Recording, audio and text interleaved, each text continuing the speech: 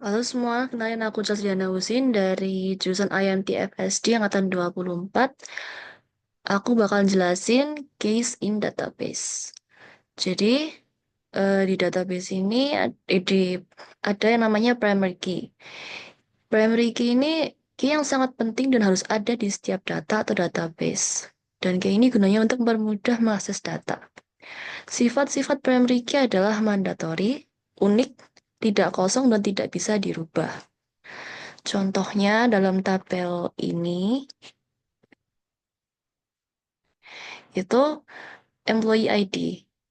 Kenapa ID? Karena dengan menggunakan ini sebagai primary key, pengguna itu bisa dengan mudah menandai employee yang ada. Yang kedua adalah secondary key atau kandidat key. Ini adalah key yang bisa kita jadikan sebagai primary key. Harus disimpan sekali aja di tabel ini dan sifatnya sama kayak primary key.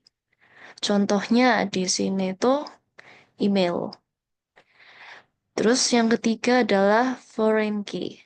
Foreign key ini key yang merujuk pada tabel lain. Contohnya ini di kota asal ini ada primary key kota ID. Nah, misalnya kita mau nambahin kolom kota di tabel ini, itu bakal lebih gampang kalau kita buat semacam kota ID ini terus kita masukin satu. Nah, di sini tuh satu tuh Jakarta. Ini bakal buat kita lebih simple karena misalnya kita mau nambahin kota, nggak mau ngubah kata Jakarta jadi Jakarta Raya. Kalau misalnya kita tulis di sini Jakarta, Jakarta semua, kita bakal harus manual gantinya kayak Jakarta, ini Jakarta Raya ganti satu.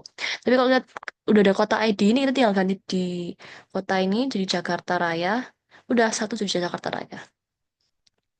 Terus yang keempat ini simple key.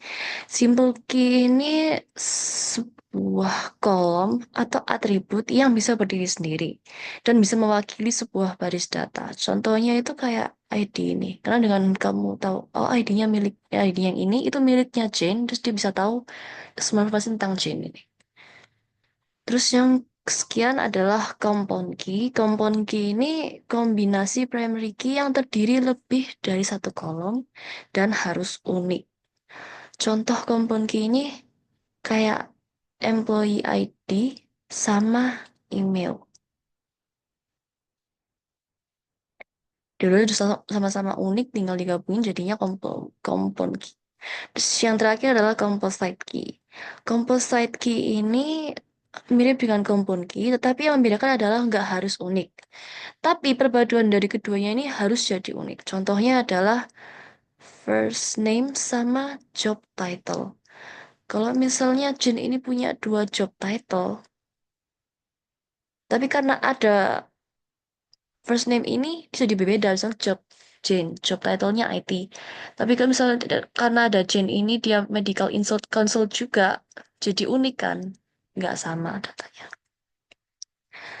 Jadi kesimpulannya,